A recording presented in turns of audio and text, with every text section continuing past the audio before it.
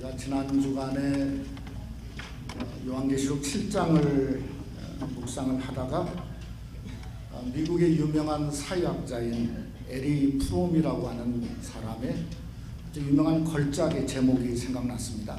그 제목이 뭐냐면 많이 들어보셨을 겁니다. 소유냐 존재냐, 우리 영어로 보면 to have or to be 라고 하는 제목이 생각나게 되었습니다.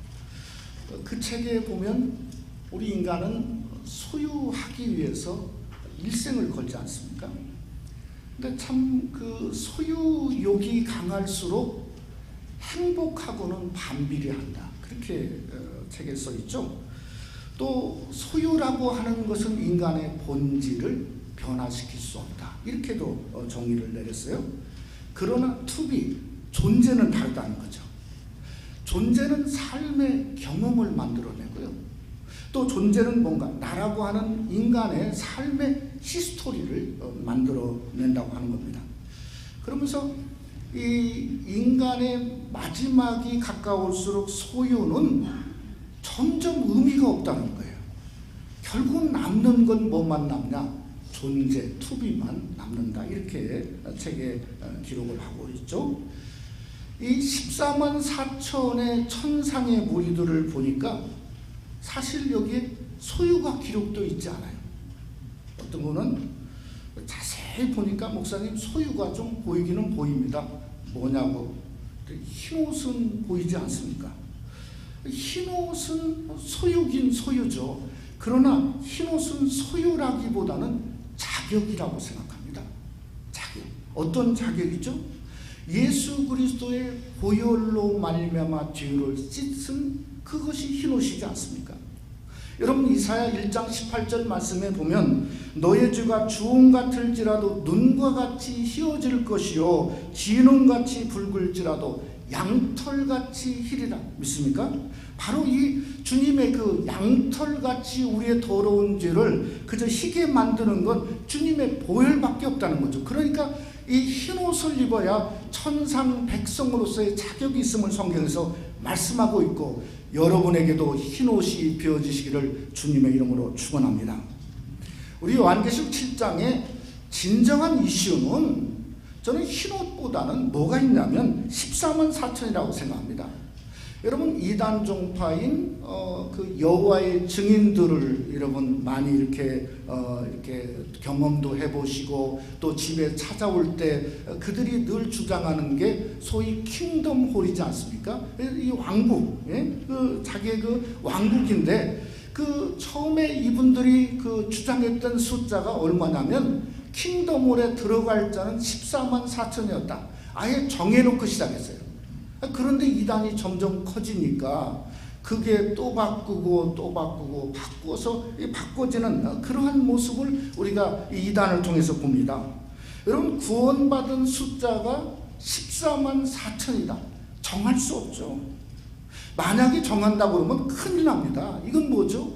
믿음으로 의롭게 되는 자가 어느 교회는 뭐 수십만 명도 그저 한 교회 성도가 있지 않습니까? 그러니 이 신득이가 사라져봐야 될 수밖에 없으니 그건 기독교가 아닙니다. 기독교가.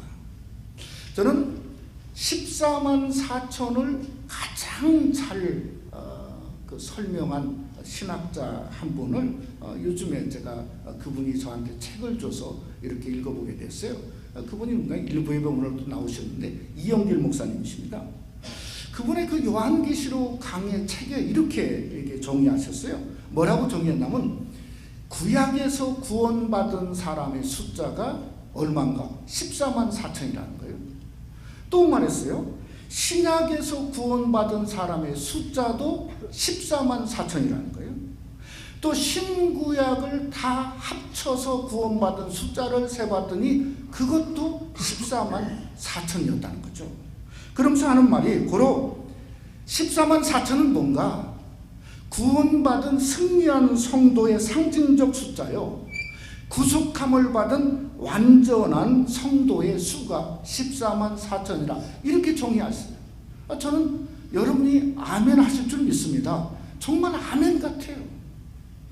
제가 생각하는 14만 4천은 저도 숫자적인 개념을 원치 않습니다. 뭘로 보냐면 저는 목회적인 개념으로 생각합니다.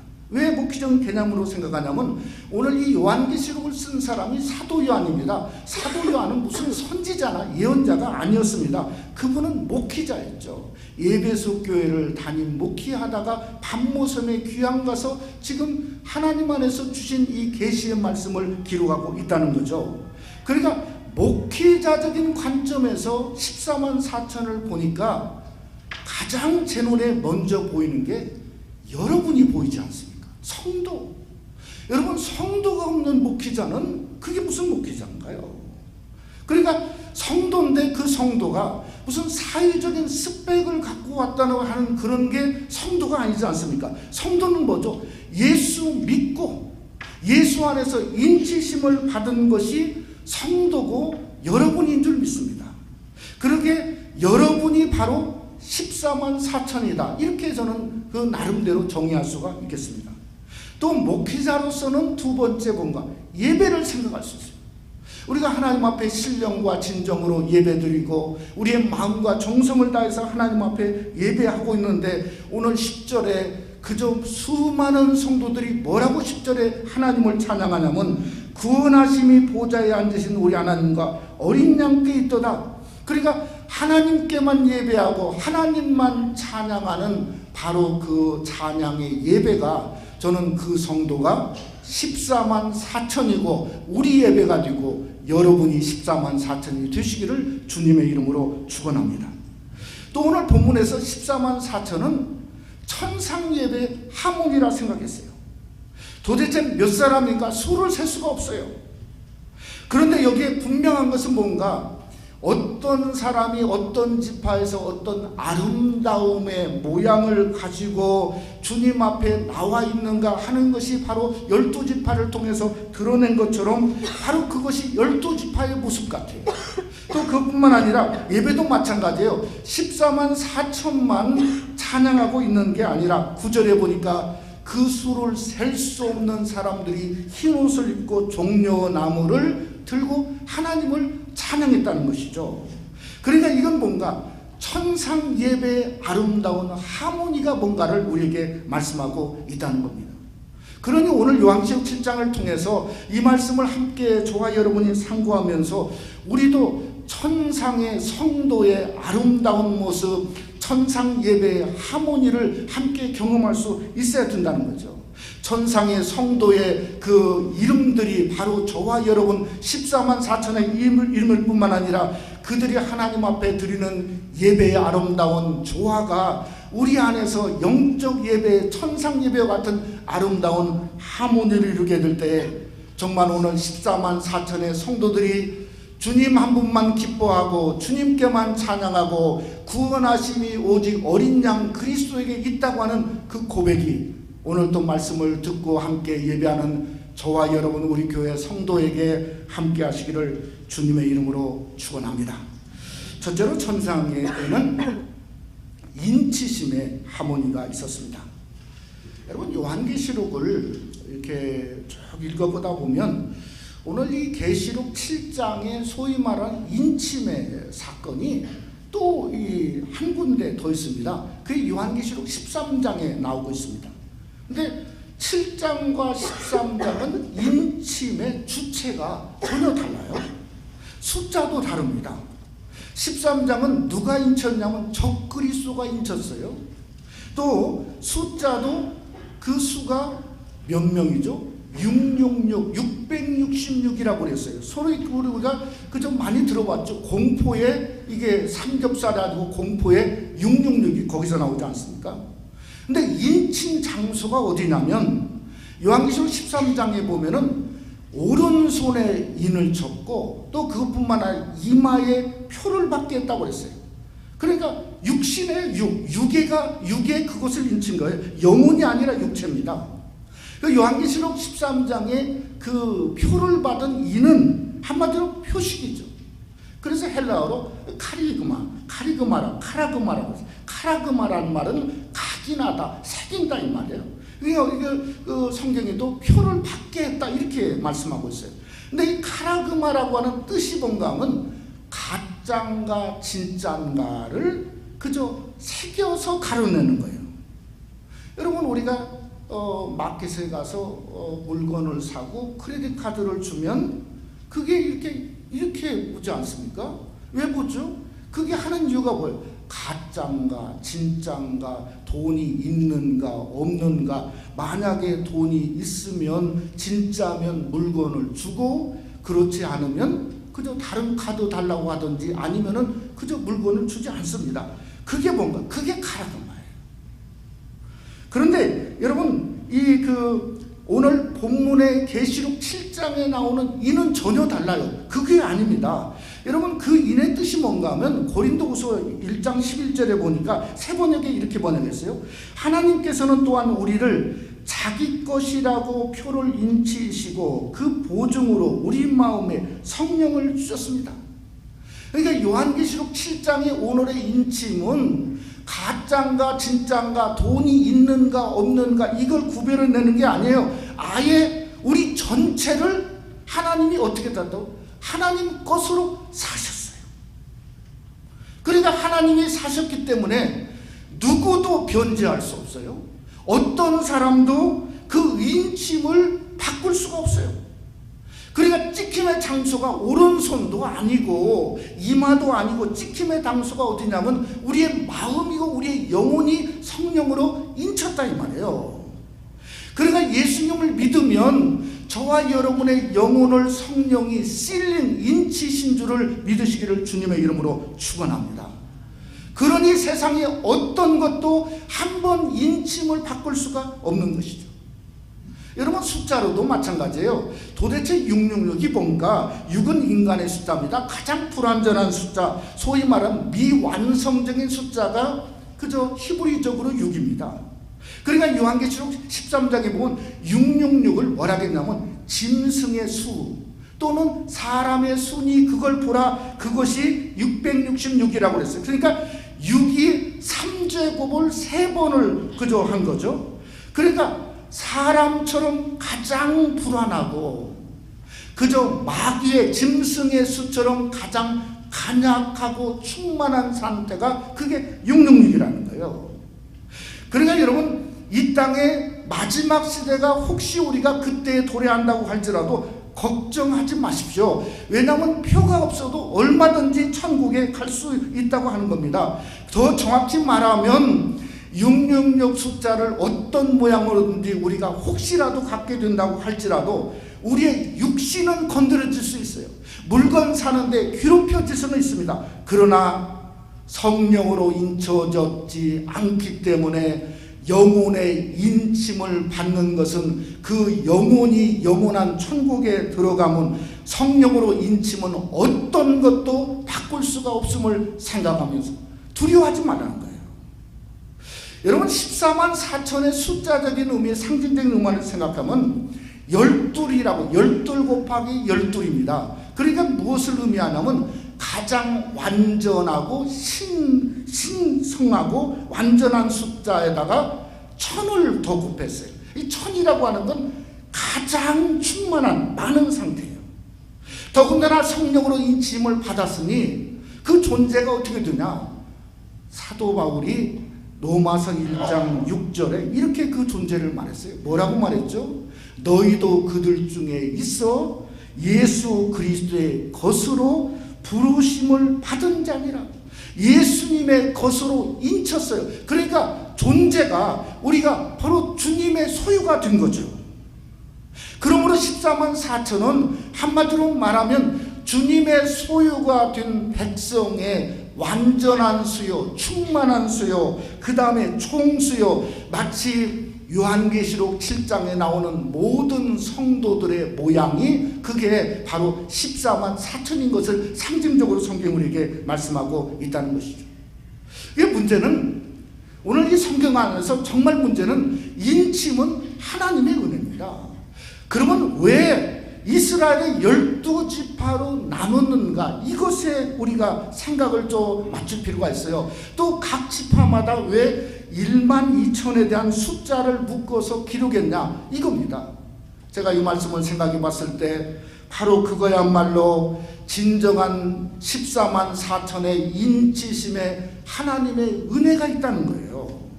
또 그거야말로 천상에 있는 성도들의 하모니가 바로 여기 있다 하는 것을 생각하게 되었다는 것이죠.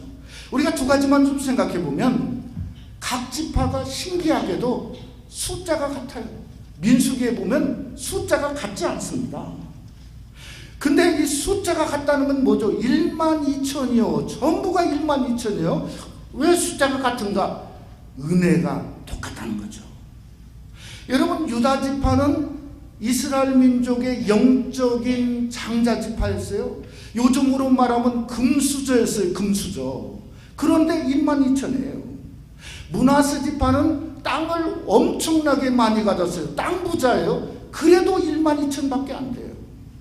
여러분, 시므온 지파는 유다 지파 남쪽의 이스라엘 맨 하단에 있습니다. 가장 척박한 곳이죠. 사막입니다. 그런데 요즘으로 말하면 그런 것을 뭐라고 하죠? 흙수저 출신이에요. 그런데도 똑같이 12,000이에요. 똑같이. 그러니까 세상의 기준과 전혀 달라요. 세상의 스펙과도 전혀 다릅니다. 이건 뭐죠? 하나님의 은혜는 누구든지 어떤 사람이든지 예수님을 믿으면 하나님의 은혜는 넘친다는 거예요. 12 곱하기 1000이니까 그 하나님의 완전한 은혜가 넘치고도 넘친다 하는 것을 12,000을 통해서 우리에게 말씀하고 있다는 거죠.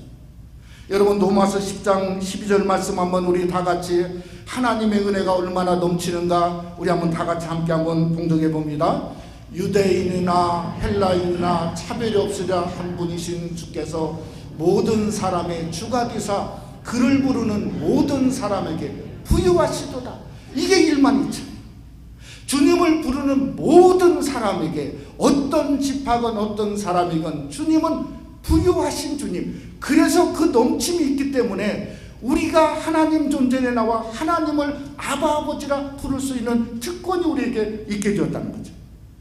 두 번째는 뭔가? 영적입니다. 영적이에요. 우상만 신봉하게 되었던 에브라임 지파는 8절에 보니까 이름을 바꿔서 기록했어요. 뭘로 기록했죠? 요셉 지파라고 기록했어요. 단 지파는 12지파 중에 보이지 않아요. 왜 그런가? 우상에게 스스로 그 지파 전체를 팔아먹었어요. 그러니 기록할 수 없는 거예요. 영적인 거죠. 그 다음에 대신 뭐가 들어갔냐면 네 지파가 들어갔어요. 네 지파는 지파로서의 땅들을 갖지 못했습니다. 그런데 네 지파가 들어간 건 뭔가? 네 지파의 본분이 뭐죠? 우리 성가도 네 지파고 네 지파인 게 뭐죠? 그것은 하나님의 몸된 교회를 자기 몸처럼 섬겼다는 거죠. 그러니까 그 지파 속에 들어간 건 뭔가? 영적인 거죠. 영적인 거. 진짜는 뭔가? 영적인 삶이에요. 영적인 신앙이 진짜인 걸 우리에게 말씀하고 있다는 거예요. 그러니까 천상의 하모니는 우리가 14만 4천의 하나님이 성령으로 인치신 것만 말씀하지 않습니다. 무엇을 말씀하냐? 12지파가 서 있는 자리에 위치적이죠. 여러분이 앉아있는 자리가 위치적이죠. 여러분의 직분 하나님이 부르신 자리가 위치적이에요. 그러니까 하나님이 나에게 직분 주신 자리, 하나님이 나에게 은혜를 베푸신 자리에 하나님의 더 은혜가 넘치고 그곳에 더 성령의 충만한 삶이 있고 하나님이 나에게 만드신 가정에 성령의 은혜와 역사가 함께하고 그저 더 예수 그리스도 주님을 사랑하는 것이 바로 위치적인 부르심이고 그게 14만 4천의 그저 아름다운 모양의 하모니라고 하는 거죠. 두 번째는 뭔가? 기능적입니다. 기능적. 신앙적이고 영적이란 말할 수 있죠. 성령으로 인침을 받았으면 성령의 기능이 뭡니까? 거룩함이죠. 그러니까 여러분이 어떻게든 저와 여러분이 거룩함을 위해서 힘쓰는 거죠. 디모데후서 말씀하죠. 하나님 말씀과 기도로 거룩하여진다. 그래서 기도에 힘쓰고 말씀을 드려야 되는 거죠. 버릴 건 버려야 되고 또한 골로새 1장의 말씀처럼 복음에 합당하게 생활하라. 똑같이 기능적이에요. 복음의 성도는 복음에 합당해야 그 기능이 그저 발휘되어져 펑션을 하는 거죠. 그런 생각해 봤을 때 12지파로는 하나님 앞에 자랑스러운 직분자가 되고 1만 2천으로는 뭐가 되는가? 복음에 합당한 성도가 되고 14만 4천으로는 성령으로 인치심을 받은 그리스도의 백성이 바로 14만 4천이요 1만 2천이요 그 다음에 12지파의 한 사람으로서 직분자로서 복음에 합당한 성도로서 성령의 인치심을 받은 그리스도의 백성으로서 사는 저와 여러분이 되시기를 주님의 이름으로 축원합니다. 두 번째로 천상에는 위로의 하모니가 있었습니다. 전 세계적으로 대중들에게 곽광받고 있는 상점이 하나 있습니다. 그 상점이 우리도 너무 잘 알죠. 스타벅스. 요즘에 그저 다른 사람에게 선물할 때 스타벅스 카드를 이렇게 선물도 하지 않습니까? 미국을 싫어하는 나라도 스타벅스만은 넘쳐난대요. 네? 기업적인 측면으로 이 스타벅스가 무엇을 제공했기 때문에 이렇게 사람들이 넘쳐나냐면 그게 소위 말하는 third place, 제3의 공간을 스타벅스가 젊은이들에게 제공하겠다는 거예요. 이게 처음 말한 사람은 네이 올드버그라고는 플로리다 교수인데 그가 이 third place를 뭐라고 제3의 공간을 했냐면 the great good place다. 가장 좋은 공간이다. 이렇게 그분은 정의했어요. 이게 가장 좋은 공간이 스타벅스에 있는가? 가보면 별게 없습니다. 그게 젊은이들에게 가장 좋은 거. 부담 없고 자유롭고 소박하고 격식이 없고 들어가 보면 항상 커피도 때로는 리필도 조금 자제를 하지만은 할 수 있는 그런 공간. 그게 제3의 공간이에요. 신기하게도 사람들은 제3의 공간 속에 빠져든다는 거예요. 한 번 빠져들으면 헤어나오지 못하는. 그러니까 뭐 맥도날드보다 스타벅스가 훨씬 많이 생기지 않습니까? 우리가 하나님 앞에 예배하는 공간은 제3의 공간이 아닙니다. 이건 제1의 공간이에요. 저는 제2의 공간은 가정이라 생각합니다.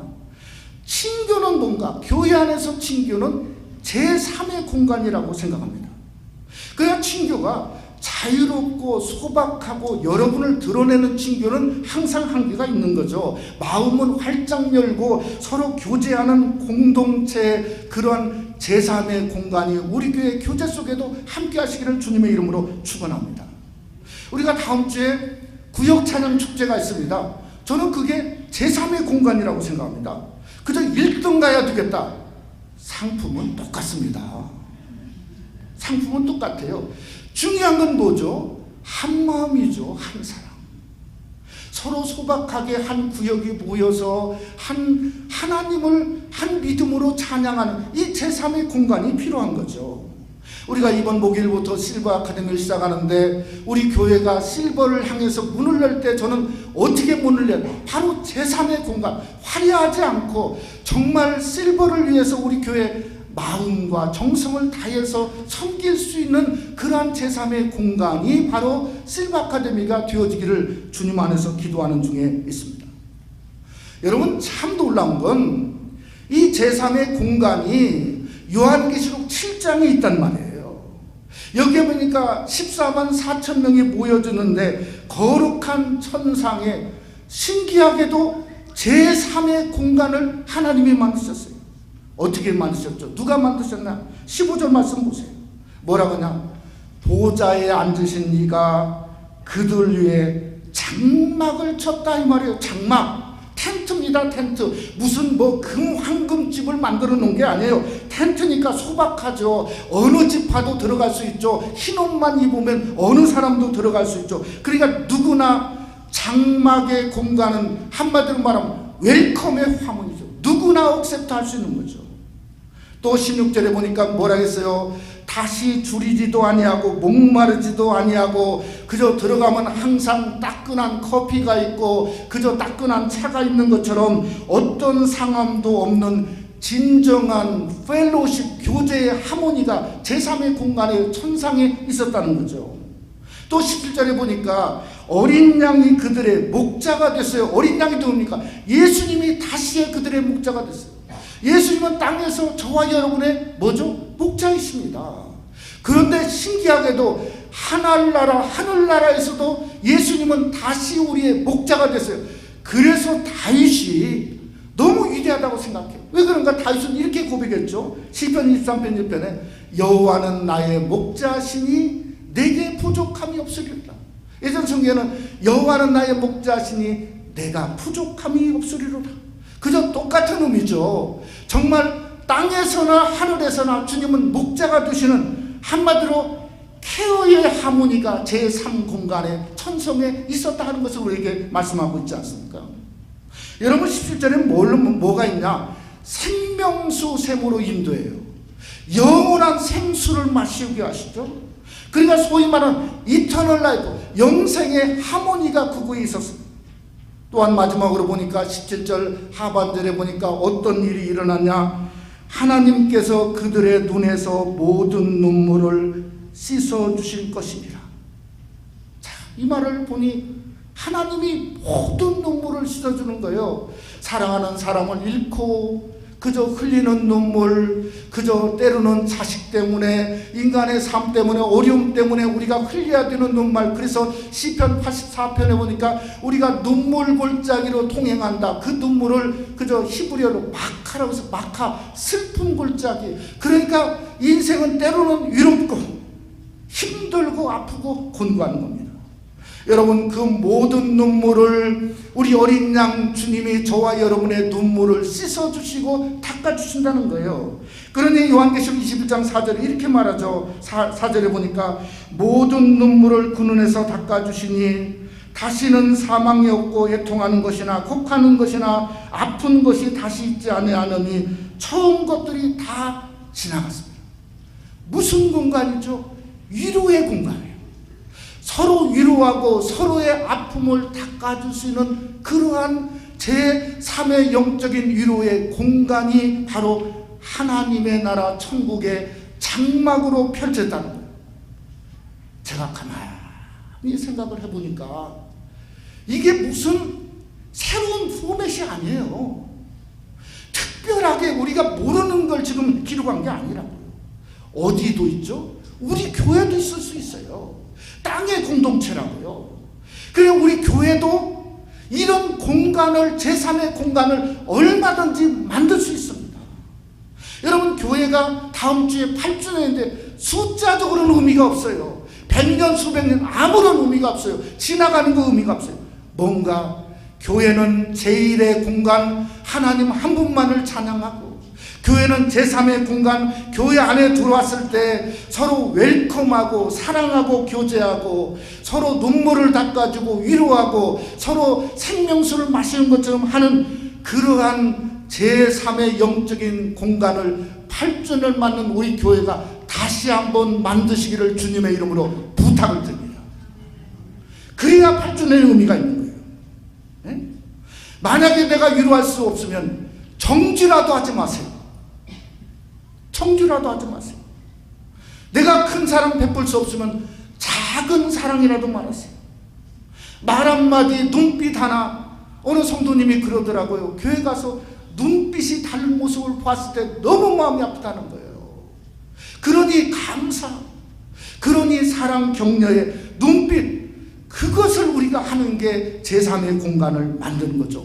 그것마저도 인색하면 그건 천상성도의 모습이 아니죠. 저는 우리 새생명 한인교회가 마치 주님이 하늘에 새로운 장막을 활짝 핀 것처럼 이 8주년에 우리 교회가 제3의 장막을 펴서 웰컴하는 하모니, 웰컴하는 공동체를 만드시기를 주님의 이름으로 축원합니다. 말씀을 맺고자 합니다. 제가 지금까지 성경을 강론도 하고 보다가 보면 이 천사를, 여러분 천사가 뭔지 아시죠? 엔젤스, 천사를 굉장히 부정적인 생각을 했습니다. 정말 천사한테는 죄송하지만요, 이 천사야말로 피도 없고 눈물도 없는 존재다, 이렇게 생각했어요.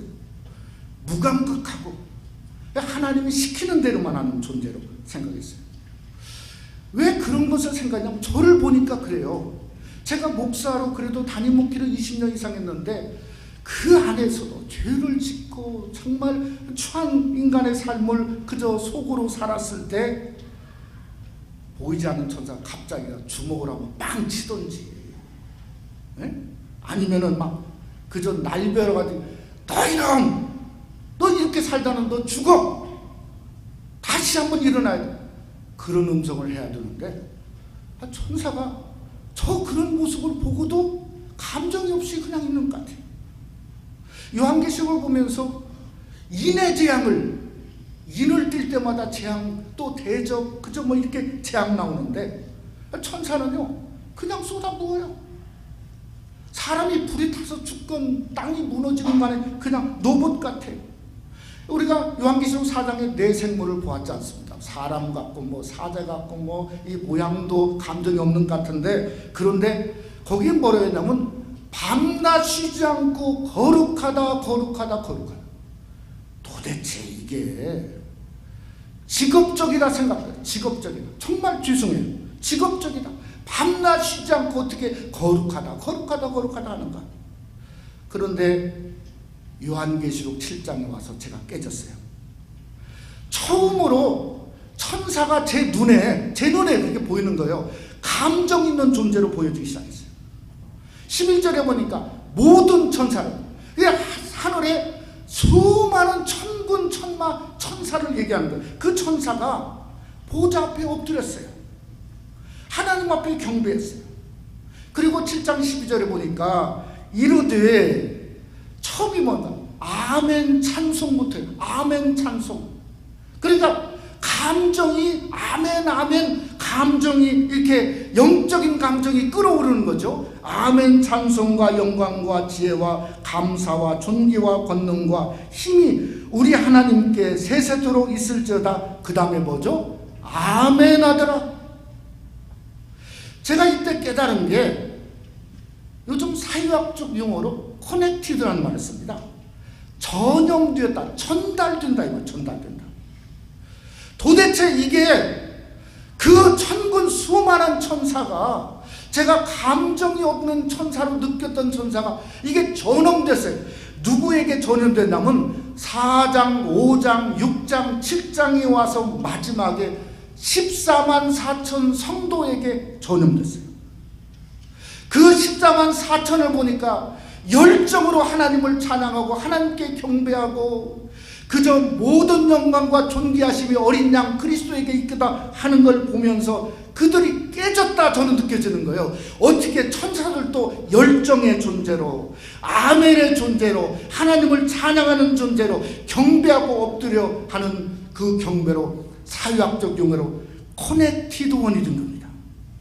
그런 전용된 존재가 된 겁니다. 여러분, 그 영향이 어디서 있냐?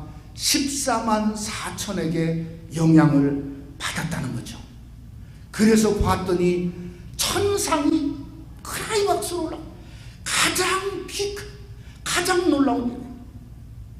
저는 성경이 바로 7장이 우리에게 이걸 말하는 것 같아요.